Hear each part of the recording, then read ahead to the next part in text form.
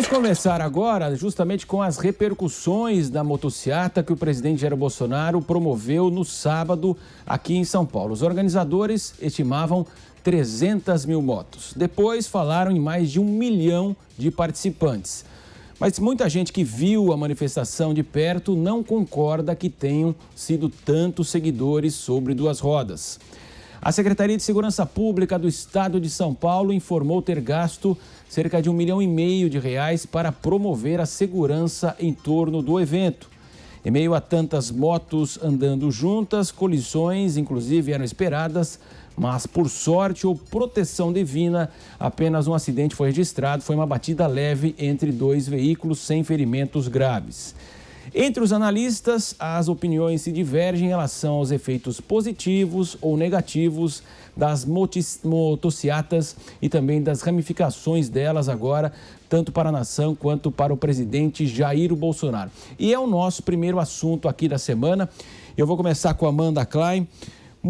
Seja bem-vinda, ótima semana. Amanda, como é que você avalia essa motociata em plena pandemia do coronavírus? Boa tarde, Marcelo. Boa tarde a todos. Boa tarde, ouvintes e telespectadores. A motociata, ela virou uma guerra de narrativas e um conflito de números, mas ela serve muito bem ao objetivo bolsonarista, que é gerar um impacto visual que mostra apoio ao presidente. Nesse sentido, satisfez aí o objetivo. E aí você tem duas peculiaridades que ajudam nesse resultado. Primeiro, de ter um evento que é conclamado, que é convocado para uma cidade especificamente, antes foi o Rio de Janeiro, né? Em Brasília havia sido com um grupo de agricultores, de apoiadores, e dessa vez foi em São Paulo. Então você parece que é um evento espontâneo, mas não é um evento convocado, com semanas de antecedência pelas redes sociais, inclusive com publicação de vídeos por parte do próprio presidente, a distribuição de prêmios, de marmitas, aliás, muito parecido com alguns eventos de centrais sindicais que o bolsonarismo tanto criticou. E o segundo fato é o fato de ser uma motociata e não qualquer outra coisa. Veja, as motocicletas, elas rendem essas boas imagens, né? Elas produzem filas, elas produzem barulho, em termos de imagem, em termos de redes sociais, isso cumpre muito bem a esse resultado, a esse objetivo. Então, durante um tempo, elas até ficaram dispersas, mas quando chegaram a Bandeirantes, aqui em São Paulo, elas formaram uma fila muito grande e com grande impacto. E aí você vira uma guerra de narrativas, por quê? Porque a Secretaria de Segurança Pública divulgou um número, falou que eram 12 mil motos. Aí, bem menor do que os bolsonaristas estimavam, né? 100 mil motos, depois 400 mil motocicletas. E aí o bolsonarismo veio com um número totalmente absurdo, né? Que não sei de onde eles tiraram, começou a rolar essa versão nas redes sociais, que inclusive teria entrado para o livro dos recordes, o Guinness Book, veja só, com 1.325.000 motos. Aí deu aquela sensação de que era muito maior do que a esquerda havia estimado. Com certeza não foi mais de 1 milhão de motos, aí fizeram várias contas, né? Você teria 3 mil quilômetros de motos alinhadas e perfiladas se houvesse esse número imenso. O próprio Estadão, o jornal, fez um levantamento e diz que na cidade de São Paulo são 1.260.276 motos. E aí você tem o que vira aquele confronto de narrativas, efetivamente, porque um grupo se apoia nos números oficiais da Secretaria de Segurança Pública, que eventualmente pode até ter sido subestimado, e outro grupo se apoia nessa narrativa falsa, nesse número inflado e superestimado, e aí a guerra se dá nesse campo. A gente sabe que o Bolsonaro está acuado pela CPI da Covid, por uma vacinação lenta e por uma queda de popularidade muito expressiva. Eu quero lembrar aqui, a gente não chegou a tocar nesse assunto, mas na sexta-feira foram divulgadas 2 pesquisas de popularidade por instituições financeiras que fazem esses levantamentos quinzenalmente ou mensalmente, uma da XP e PESP e outra da Exame Ideia Big Data. E as duas mostram o Bolsonaro com 50% de ruim e péssimo na aprovação do governo ou na desaprovação do governo. E se encontra num patamar mais baixo de todo o seu governo e mantém isso há muitas semanas. Então, isso sim mostra uma queda de popularidade do presidente Bolsonaro. Por outro lado, os setores anti-bolsonaristas até conseguiram levar bastante gente às ruas, principalmente em São Paulo, no Rio de Janeiro. A gente viu com aquelas manifestações, né, do 29M, do dia 29 de maio, agora prometem outras manifestações. Mas, normalmente, a esquerda ainda não tem conseguido se organizar e, principalmente, coordenar esse movimento no campo popular nas ruas. Por enquanto, a esquerda perde do bolsonarismo em dois campos, nas redes sociais e nas ruas. Só que, por outro lado, eles têm que ir às ruas para mostrar a fragilidade dessa narrativa do bolsonarismo, que insiste que eles têm o monopólio das ruas. Então, a esquerda precisa mostrar, de alguma forma, que isso não é verdade. E aí, só para fechar, rapidamente, apontar para o discurso já no encerramento dessa motociata, Marcelo, e aí sim a gente vê que tem pouca gente já na dispersão na região do Ibirapuera, tem uma pequena aglomeração, não é muita gente não. E o presidente Bolsonaro volta a falar toda aquela ladainha, aquelas mentiras, né, de supernotificação das mortes, chama o governador João Dória ditador, mas o mais grave é que ele faz um aceno aos policiais militares que inclusive fizeram a segurança desse evento, e ele fala aqui que tem certeza no cumprimento na lei e na ordem, pelo cumprimento dos dispositivos constitucionais, nós estaremos juntos, e aí ele fala para os PMs, aconteça o que acontecer. Isso sim, hoje é o principal risco à democracia, tendo em vista as eleições do ano que vem, essa politização das Forças Armadas e das Forças de Segurança, ou seja, depois do meu Exército, a gente tem essa versão ampliada para a minha polícia. Isso é muito grave. Constantino, a Amanda falou que houve uma coincidência, né, entre as manifestações. Tivemos Brasília, Rio de Janeiro, agora São Paulo, com justamente a queda de popularidade nas pesquisas, ascensão até de Lula naqueles levantamentos. E você acredita que é uma ação coordenada, então, de uma demonstração de apoio ao presidente Jair Bolsonaro? Olá, Constantino. Oi, Marcelo. Eu acredito que a ação coordenada é do establishment em conluio com a mídia e com esses institutos fajutos de pesquisa de tentar mostrar uma popularidade em queda que os olhos enxergam bem diferente, né? Então, eu já expliquei isso antes e volto a frisar. Para o Bolsonaro, não há alternativa além de estar nas ruas, né? É a única forma que ele tem de lutar contra todo um sistema organizado, orquestrado e com muito recurso público para tentar derrubá-lo. É a única forma que ele tem de mostrar que a narrativa de jornalistas que são militantes disfarçados e esses institutos de pesquisa, né, são falsos. Acusam de robô, de gado, falam que a popularidade está despencando, e aí ele vai lá e, junto com centenas de milhares de pessoas, mostra o contrário. Você vai acreditar nos seus olhos ou você vai acreditar no que os militantes da imprensa dizem, né? Cada um com as suas preferências. Veja, a manchete da Folha de São Paulo, que produziu uma reportagem depois desse grande sucesso, e aqui só um pequeno parênteses, né? Com certeza não foram 12 mil motos, o que chega a ser ridículo, pode não ter chegado a 1 milhão, mas era moto demais da conta, né? 12 mil é obviamente uma tentativa de mentir, como tudo que essa máquina de fake news tem feito. A reportagem da Folha falava assim: queridinha de Bolsonaro, a motocicleta é o modal que mais cresce, mata e mais polui no Brasil. Olha, passaram de qualquer limite do ridículo, né? Eu tinha feito uma profecia meio brincando, né, há um tempo atrás, até a deputada Bia Kicis me lembrou disso hoje, né, que eu dizia, se o presidente Bolsonaro disser que água é bom para a saúde, vão produzir uma reportagem de 8 minutos no Fantástico sobre o risco da água, né? E está aí a Folha de São Paulo falando que é quase demonizada já na reportagem. Boa sorte também com a estratégia idiota para tentar atacar o presidente Bolsonaro, atacando junto qualquer um que é motociclista nesse país, né? A grande diferença da esquerda para a direita, Marcelo, é que a esquerda queima pneus, né, ateando fogo em pneus para fazer barricada e fechar ruas em atos violentos, orquestrados, financiados com recursos públicos, com sindicatos, né, por meio dos seus braços violentos, MST, CUT, UNE e até torcida organizada de futebol. Enquanto que a queima de pneu bolsonarista é por meio de passeio de moto envolvendo famílias, né, envolvendo patriotas. Não se vê uma bandeira vermelha, né, só se vê bandeira do Brasil. E famílias, pessoas pacificamente querendo demonstrar apoio a um presidente, o que não tem nada a ver com culto à personalidade, como alguns deram a entender também aí na imprensa, né? culto à personalidade existia e existe em torno de um crápula, de um porco assassino que faria aniversário hoje, que é o Che Guevara, né? Esse sim que o diabo o tenha, mas o presidente Bolsonaro não, as pessoas apenas olham ele como um símbolo de uma luta contra um sistema podre, que conta com o apoio da mídia, de Renan Calheiros e os monstros do pântano da velha política, né? E todos esses aí ligados ao ladrão da quadrilha petista, que quer voltar ao poder para poder irrigar novamente os cofres daqueles que vivem de corrupção e estão em abstinência. Então, é basicamente disso que se trata. Então, não existe alternativa ao bolsonarismo que não esfregar na cara de todo mundo a falsidade dessas narrativas bizarras, medonhas, que são disseminadas pela imprensa todos os dias. Só uma notinha de rodapé, afinal, né? Esse final de semana aconteceu também a final da Roland Garros, aliás, um jogaço, né? E era curioso perceber que estava cheio, né, o estádio e muita gente abaixando a máscara e tudo. Mas o Lacron, né, o Macron não é genocida, porque ele é da patota, né?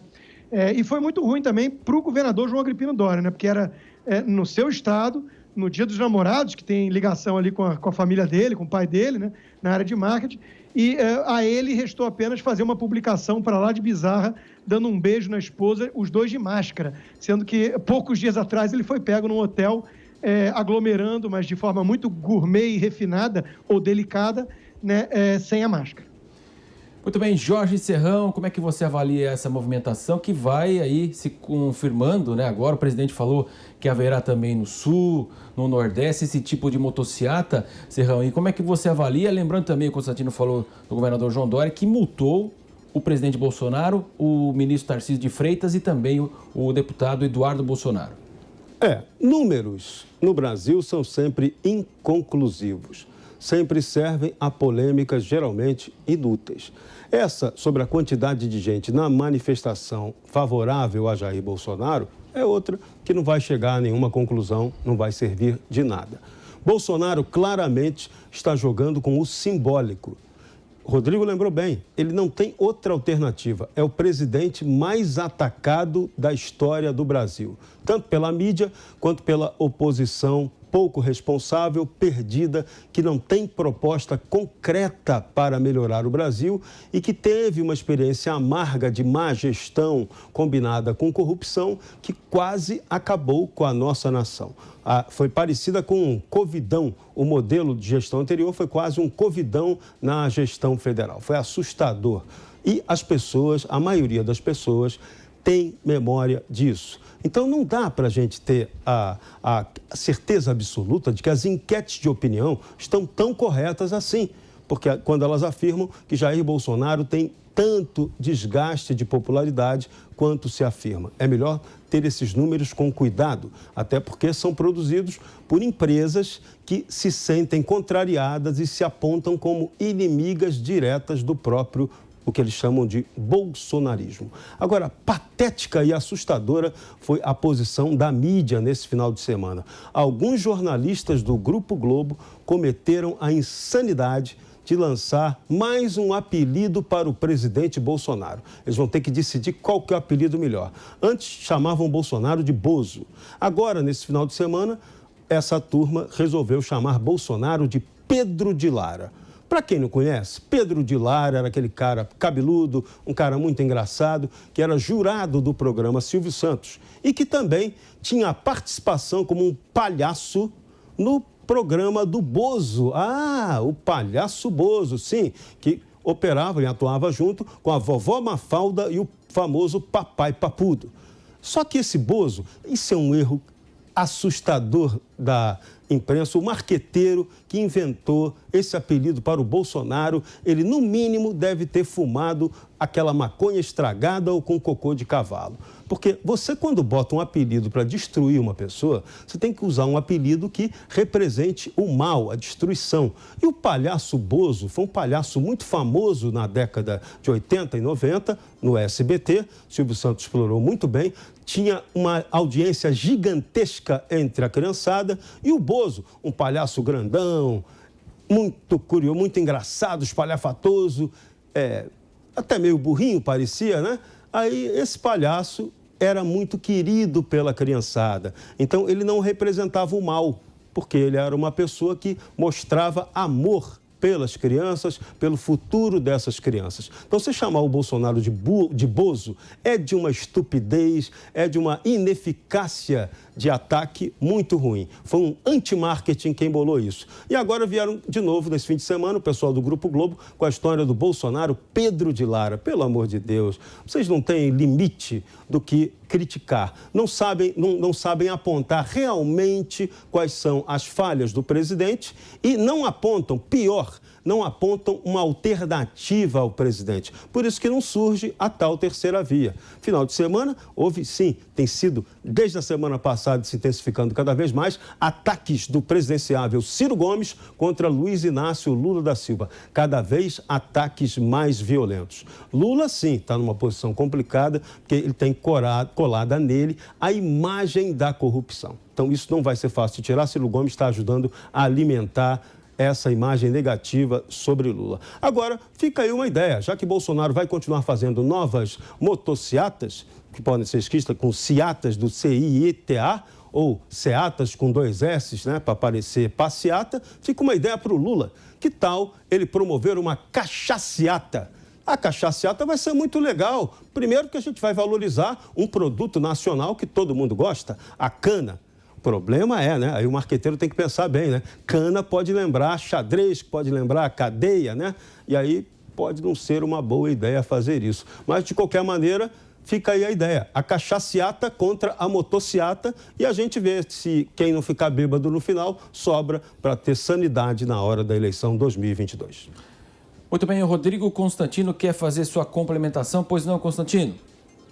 Sim, Marcelo, é porque faltou no início eu mencionar a questão do discurso do presidente, né? O renomado, experiente jornalista Alexandre Garcia, ele escreveu na coluna da Gazeta do Povo hoje sobre isso, lembrando que o presidente tem esse hábito de se comunicar muito de forma direta com o seu público e prestar contas. Aquela saidinha que para muitos é um erro e tudo mais, ilustra bem isso, né? Então ali ele fez a mesma coisa, né? Ele parou e começou a falar sobre o governo, sobre as coisas que estão fazendo, acontecendo, ou que a mídia distorce. E isso é uma característica do Bolsonaro muito diferente daquelas que nós nos acostumamos com os outros presidentes ou políticos em geral, que são muito calculistas, que passam tudo pelo crivo, pelo filtro do marqueteiro, para fazer uma mensagem artificial e que não convence ninguém, né? Então o presidente tem essa característica, sim, ele presta contas e é de forma muito direta.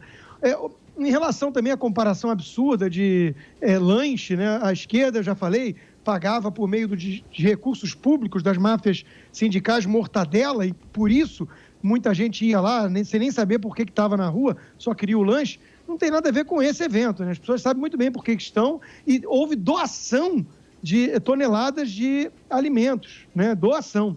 E também sobre o cálculo que eu não mencionei, né, de gasto da segurança e tudo, tem que levar em conta também o outro lado da moeda, né? Hotéis, bares, restaurantes, muita coisa cheia por conta desse evento e que também paga por meio de combustíveis e tudo mais, impostos, né? Então é preciso ter o big picture aí, só para não... Porque a mídia, ela quer achar tanto pelo em ovo que ela fica, quando não encontra, até inventa, né? Então é bom só colocar a coisa em perspectiva.